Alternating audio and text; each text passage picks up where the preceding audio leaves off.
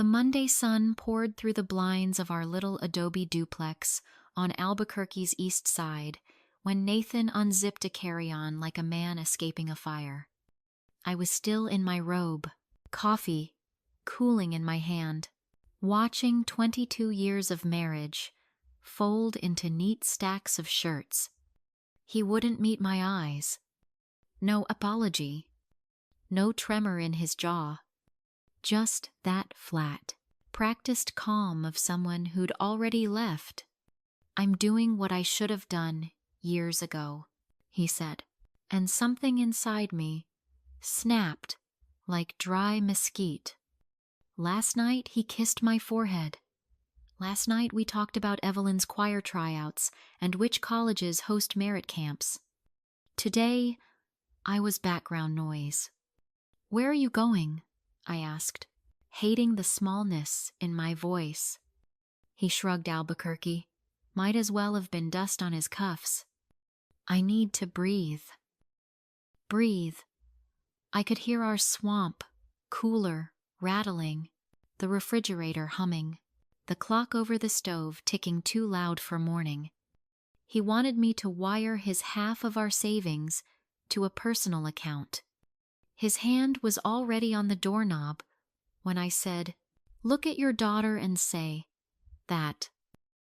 Evelyn, 12 and steady as dawn, watched him leave. She didn't cry. She didn't plead. She only smoothed her ponytail, lifted her backpack, and whispered to me, "Mom, don't worry. I've got this." The door clicked, and the house exhaled. The clock over the stove kept counting, like nothing sacred had just ended. I carried my coffee to the kitchen table, opened my laptop, and signed into the bank the way I had every payday for 2 decades.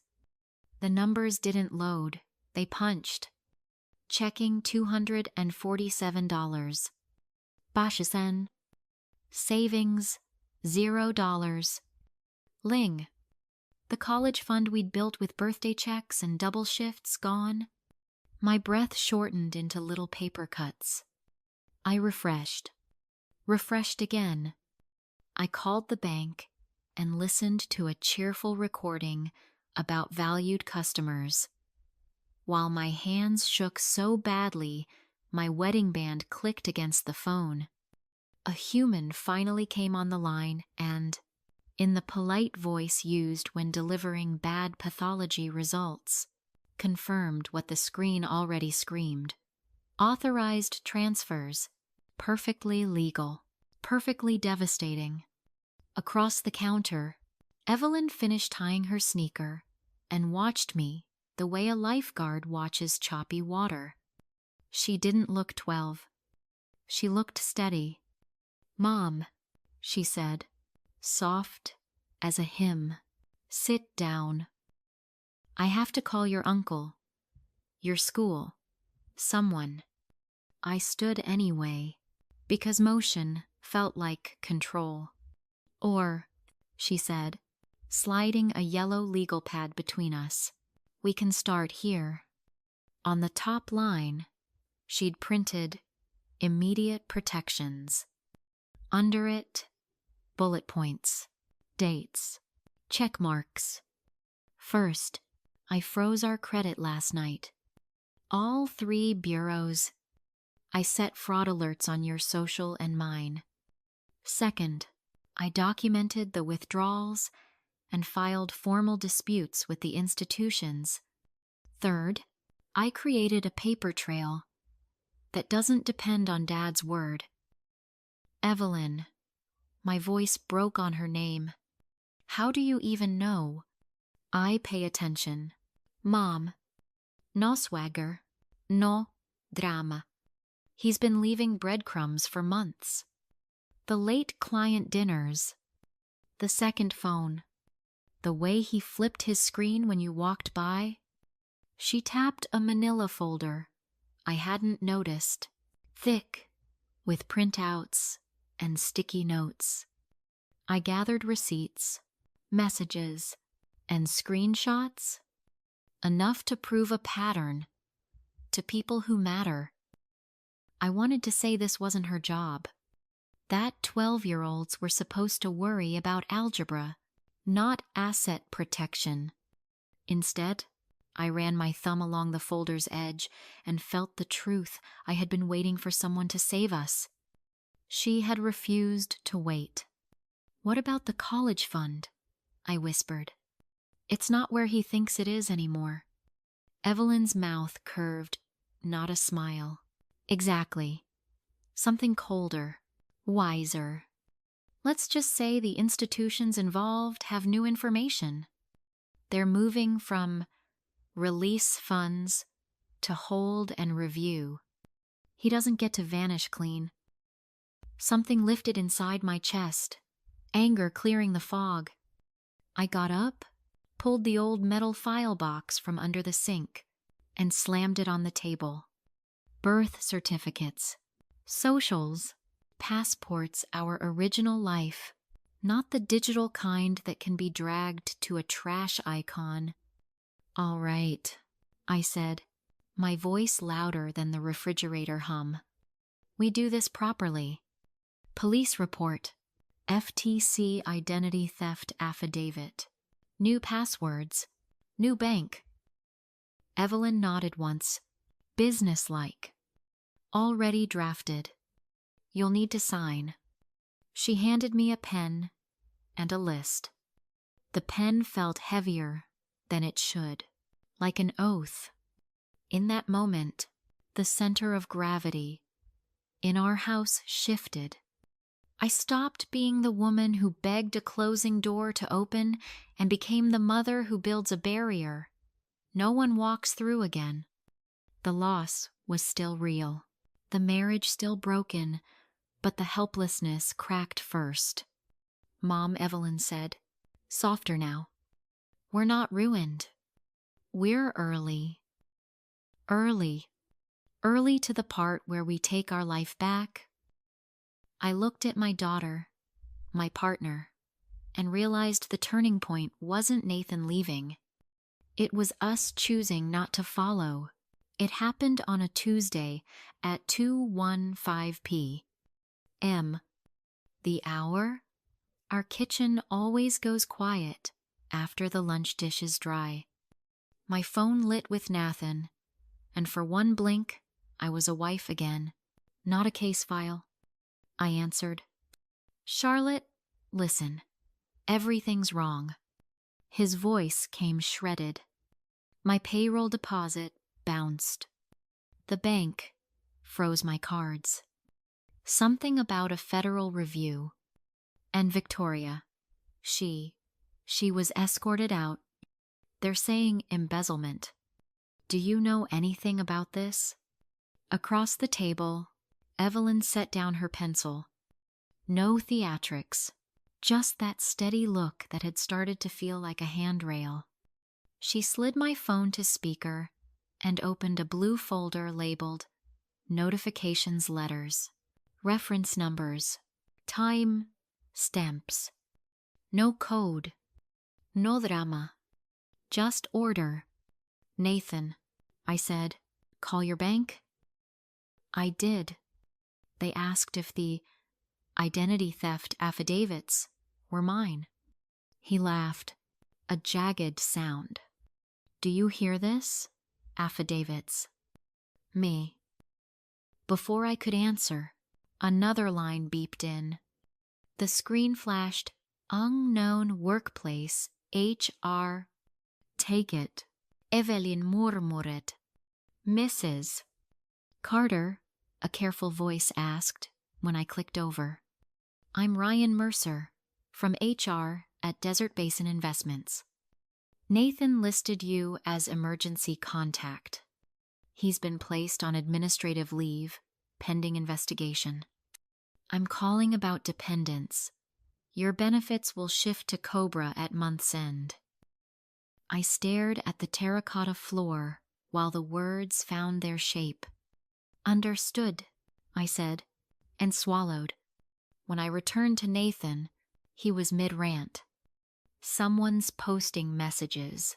Charlotte, Real documents. It's like they crawled inside my life. You need to tell whoever you hired to stop. I didn't hire anyone, I said, truth ringing harder than I expected. Another chime. Email Sunshine Gulf Mortgage action required. Evelyn tilted the screen toward me. Fraud alert triggered. Mortgage application suspended pending signed consent from primary identity holder Charlotte Carter. A second email stacked beneath it. Application denied. Nathan heard the breath leave me. What was that, Charlotte? What was that? Consequences, Evelyn said softly, more to me than to him. Knuckles rapped the front door. 3 brisk taps. I opened it to a courier, holding a rigid envelope. Certified mail. Inside a notice from our bank acknowledging provisional credits to a minor's education account while an investigation proceeded. Not victory, not yet, but a pressure valve turned. My phone rang again. Victoria Hale. I let it go to voicemail. Then she called back, and I made the mistake of answering. Charlotte, she said, breathless and bright with anger. I don't know what you and your little internet army think you're doing, but leaking internal ledgers is a felony. My father has attorneys on retainer. Evelyn lifted a hand, asking silently to speak. I shook my head. Not yet. Victoria, I said, return my daughter's money and retract the loans you pushed. And maybe you can still call this a bad week instead of a record. You have no idea who you're up against. Her voice sharpened. You will drown in fees before you see a dime. Evelyn tapped her wrist, the sign we'd made for enough. I ended the call. Nathan, still on speaker, exhaled, like a man deflating. Charlotte, please. I was going to put it back. We had a timeline. We were buying a place near Clearwater. A reset. You and Evelyn would have been fine. Evelyn's chair scraped the tile. She leaned toward the phone, voice even. Dad, the lender just confirmed they needed my mother's consent for the mortgage you tried to shove through with forged data points. That's not a reset. That's a crime with sunscreen. He went silent. Then, smaller, Evie, sweetheart. It's Evelyn, she said. And calling me sweetheart doesn't rewind the transfers. The room held a new kind of quiet one that recognized the truth had moved in and unpacked. I watched my daughter stack documents into tidy columns, what we control and what we don't. Under control police report number, credit freezes, bank case IDs, HR call logged, certified letter received. Under don't Nathan's choices, Victoria's threats, how long the investigation would take. Another email arrived. State Board of Accountancy, formal inquiry initiated. Evelyn checked the timestamp, nodded once, and closed the laptop like a gavel. Nathan's voice cracked through the speaker, raw and scared. Who's doing this to me? Evelyn met my eyes, then answered the air. Not to you, Dad. About you? I ended the call. My hands shook, but not from fear, from the adrenaline of finally standing still. The unexpected event wasn't the panic on the other end of the phone. It was the sudden, immovable fact that we were no longer the ones waiting to be acted upon. The next morning the house felt rearranged. as if someone had shifted the furniture an inch to the left, and my life had finally noticed. I didn't refresh bank pages. I didn't listen to old voicemails. I brewed coffee, opened a new notebook, and wrote 3 columns across the top: protect, pursue, release. Under protect, I listed the things that were mine to guard Evelyn: our credit, our home, my peace. Pursue held the calls to make and the forms to file. Release was for what wouldn't change, no matter how hard I stared at it, Nathan's choices. The calendar, yesterday. At noon I sat in Dr. Eleanor Brooks's office. Soft lamp, Kiet clock, an armchair that didn't let you slouch into self-pity. "What are you most afraid of?" she asked. "That my daughter had to become steel to keep us safe," I said, "and that I missed the moment I should have been the shield." "Doctor?" Brooks nodded, not kindly, not cruelly accurately. "Steel is forged by heat," she said. "Strength isn't the problem. Direction is.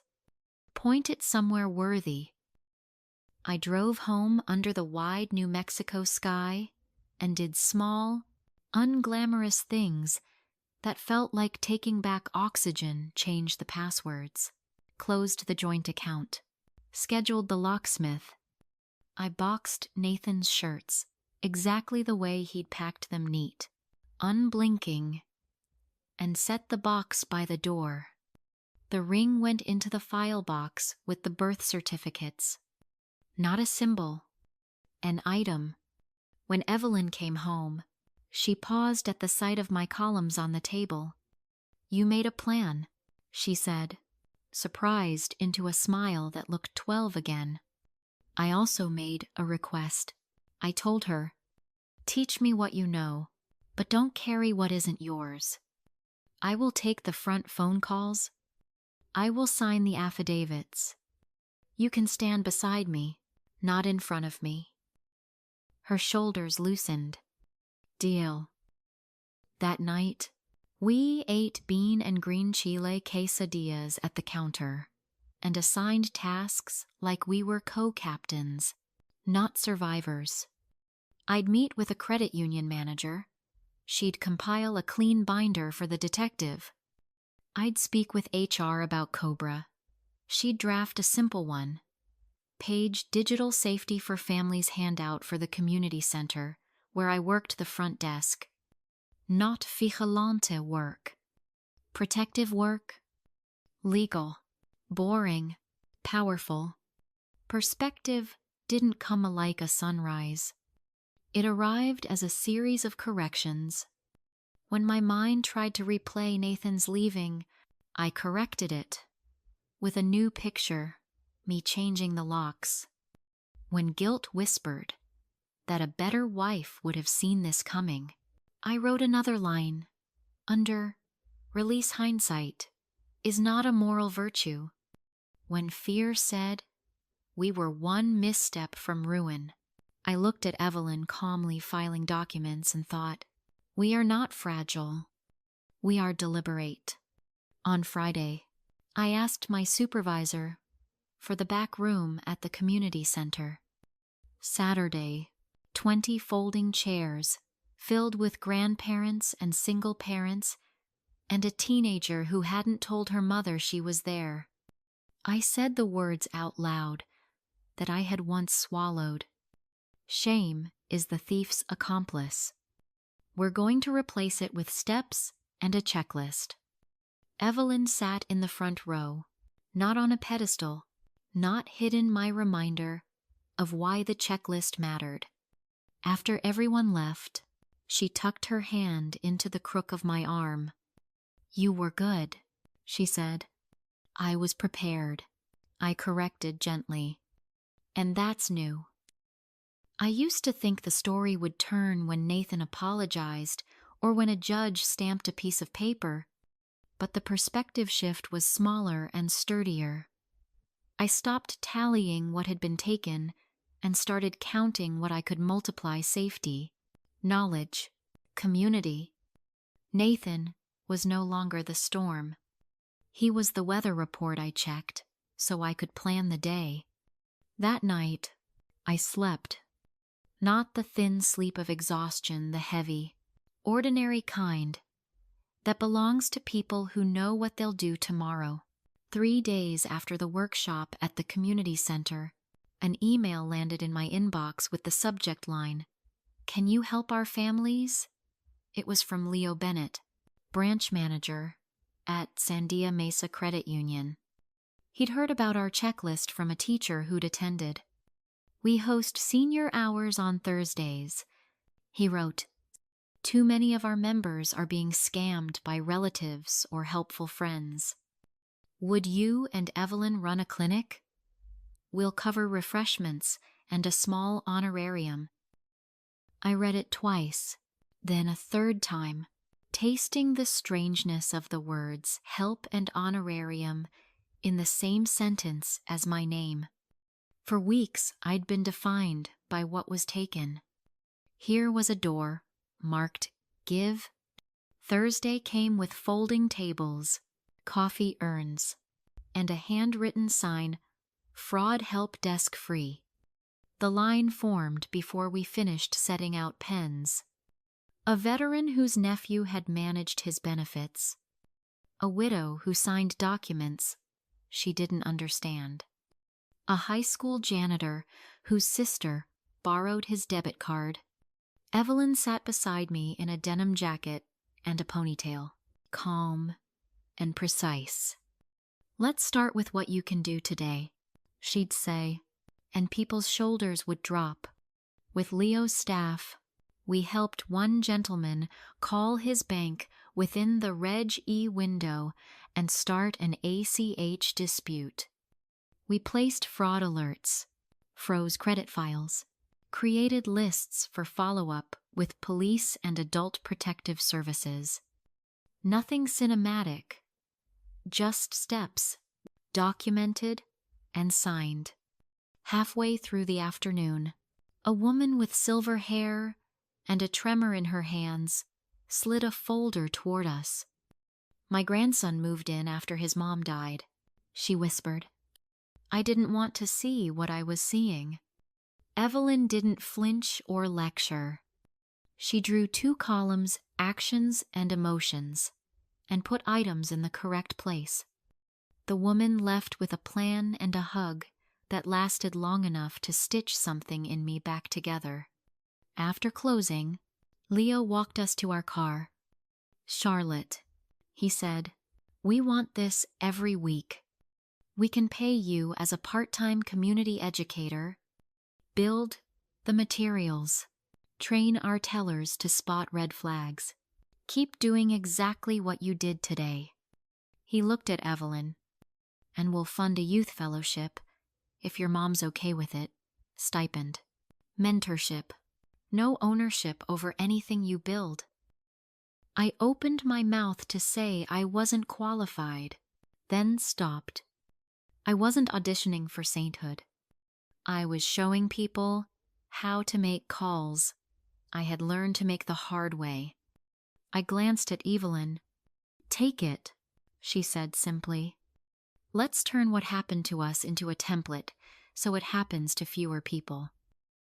That night, another call, Madeline Ortiz from the New Mexico Attorney General's Victim Services. "We're opening a case on Miss Hale's firm and related parties," she said. "Your documentation is unusually thorough. We can loop you into a statewide pilot for family financial abuse resources, a small grant for your workshops, and updates on restitution. It's a marathon, not a sprint." After I hung up, I stood at the kitchen sink, running water over a plate I'd already washed. My life had shifted again, this time toward usefulness. Nathan and Victoria had taught us how fragile money could be. The community was teaching me how sturdy purpose was. Evelyn padded in, barefoot, a mug of tea between her hands. Mom, yes, we can call it Family Firewall, she said, shy for once. A plain English guide we give out everywhere. Version numbers, updates, print or download. I laughed an actual, easy laugh. I didn't have to manufacture. Family Firewall. It is. We weren't waiting for apologies anymore. We were building a door, a lock, and a welcome mat, and showing other people how to do the same. Growth didn't arrive like a trumpet blast. It showed up in errands and boundaries and sentences that ended with periods instead of question marks. I filed for divorce on a Tuesday morning, hands steady as I signed. When the clerk stamped the papers, I didn't feel triumphant. I felt aligned. Direction, not drama.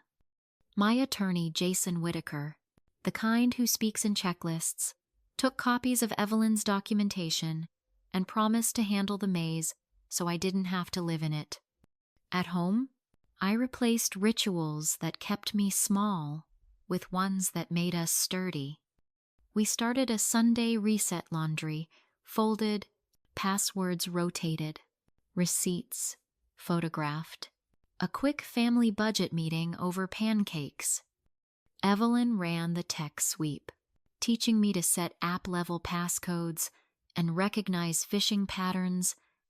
I handled the Life Sweep freezer meals, calendar blocks, verrast, and a rule I'd never enforced before.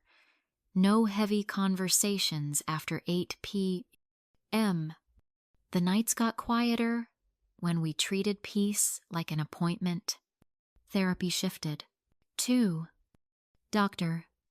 Brooke stopped asking how hurt we were and started asking how healthy we wanted to be. Name the skill, not just the feeling, she said. For me, assertive phone calls, clear asks, strategic no's. For Evelyn, containment, the ability to set her laptop down and be 12 on purpose. We built a small, practical fence around her.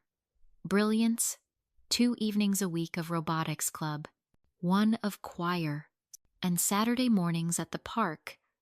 With a thrift store camera, she loved. If her mind reached for source code, she photographed clouds. Instead, work grew into purpose. At Sandia Mesa Credit Union, I drafted the first version of Family Firewall at a desk that still smelled like new laminate. Version 1. 0 was ugly and useful. 5 pages of plain English steps, phone numbers that actually answered, a glossary that treated people like adults. I piloted it with the tellers. They taught me what landed and what didn't. We added a 1-page red flag card they could slip discreetly to members. If someone you love keeps your mail, your cards, or your passwords, that's not help. It's control. Here's what to do today. Evelyn watched from the corner of the training room, taking notes, not overstepping. When staff asked her a question, she answered simply, and then looked to me. Respect, handed back. Later, she admitted, it feels good to let you be the one at the front of the room. I kissed the top of her head. It feels good to be there. The house changed in little ways that meant everything. We painted the front door sage green, a color that looks like courage under morning light. I boxed the last of Nathan's things and scheduled a charity pickup without narrating it to anyone. When a text from him arrived, "Can we talk?" I forwarded it to Jason with the subject line, "For the record," and went back to stirring chile. Community followed competence. The clinic became a weekly standing date. People brought cookies and hard stories, and we sent them home with action plans and a kind of permission you are allowed to protect yourself. A retired teacher hugged me so tightly, my ribs popped and said, "You looked me in the eye." I haven't been looked in the eye in months. I wrote it on a sticky note for my bulletin board. Look people in the eye. One night, Evelyn and I drove up to Sandia Crest with gas station cocoa and watched the city grids flicker like a circuit board below us. "Does the fear ever go away?" she asked. "It changes jobs," I said. "It stops being a driver and becomes a guardrail." She nodded, satisfied by an answer that didn't pretend the world was softer than it is. Then she leaned her head on my shoulder. Light, ordinary, perfect. We stayed until our fingers went numb and the cocoa turned cold. And, for the first time since the day the suitcase unzipped, I realized our life wasn't paused. It was underway. Summer slid over Albuquerque, with hot sidewalks and monsoon sunsets. And somewhere in that heat, our life stopped being about what burned down and started being about what we built. Family Firewall hit. Version 2. 3. Cleaner graphics, better checklists, translations in Spanish, thanks to a volunteer from the senior center. The credit union printed 1,000 copies and kept having to reorder. On a Thursday clinic, a grandmother in turquoise earrings pressed a folded note into my hand. "You taught me to say no," it read. In careful script, I thought love meant yes. I tucked it into my wallet behind my driver's license, proof of who I was becoming. Small mercies kept arriving. A letter from the Attorney General's office confirmed the investigation would take time, but a victims fund approved an interim stipend for minors harmed by fraud. It wasn't the whole college fund. It was a brick for the new foundation. Later that week, our education account showed a provisional credit from one bank that had greenlit Nathan's withdrawals without proper verification. I printed the statement and slid it into the file labeled "Forward." We did ordinary things loudly on purpose. We hosted a patio potluck with neighbors. We bought a second-hand bike and rode the Bosque Trail. We invited Dr. Ratey, Brooks and her wife for green chile stew, and laughed until we had to open windows to let the laughter out. If grief tried to clear its throat, we handed it a chair and kept passing the salsa. One evening, the community center asked us to keynote a family safety night. I stepped to the mic with the gym smelling like floor polish and popcorn. "Shame keeps secrets," I said, voice steady. "Checklists don't." We taught parents how to spot duplicate credit pulls, kids how to build strong passphrases, and everybody how to freeze credit in 10 minutes. Evelyn demonstrated, and then, because growth also means restraint, closed her laptop, handed it to me, and joined a gaggle of middle schoolers at the bake sale table. She returned later with chocolate on her mouth and a paper crown that read "Password Queen." She wore it like a joke and a boundary. I kept waiting for a single cinematic moment that would declare us healed. Instead, healing looked like 1,000 unremarkable choices, a voicemail I didn't replay, a lock I changed, a workshop I ran on, a day I might once have canceled. When a text from Nathan arrived, "I'm sorry. Can we talk?" I didn't flinch. I forwarded it to Jason Whitaker, with the same subject line as always, "For the record." Then I went back to cutting watermelon for the kids lined up at our table. One Saturday, we drove up to Sandia Crest again, with cocoa that didn't come from a gas station this time. The city spread below us, like a motherboard streets, blinking, live, pulsing. "You know," Evelyn said, watching the lights, "I used to think power was having everyone's passwords." She nudged my shoulder. "Now I think it's knowing where the off switch is." I wrapped my arm around her. Power is also handing the switch to someone you trust and saying, "Your turn if I forget who I am." And she nodded, satisfied. Wind tugged our hair. Phones stayed in our pockets. We stayed until the sky went full velvet and the first stars turned on like small, stubborn certainty. When we climbed back into the car, I realized the story I'd tell from here wasn't. My husband left and took our money. It was my daughter and I built something that thieves can't touch. We didn't wait for a rescue that wasn't coming. We became the help we needed, and then we held the door for other people to walk through. What Charlotte and Evelyn learned, and what many of us forget, is simple. Love and trust are not the same thing as access. Healthy families run on transparency, boundaries, and accountability, especially with money.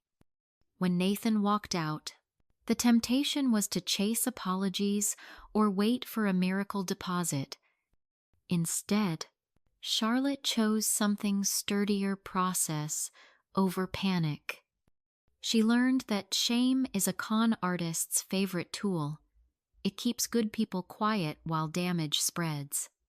Power didn't look like breaking into systems or winning an argument. It looked like ordinary courage, practiced daily freezing credit, keeping records, asking for help, teaching others what you've learned. It looked like a mother taking the front call and a daughter learning to set her laptop down. For older adults, on fixed incomes, the lesson is sharper. Generosity needs guardrails. You can love your children and still require receipts, limits, and second eyes on big decisions. Trust is earned through clarity, not demanded through urgency. In the end, safety wasn't the opposite of love. It was how love behaved under pressure.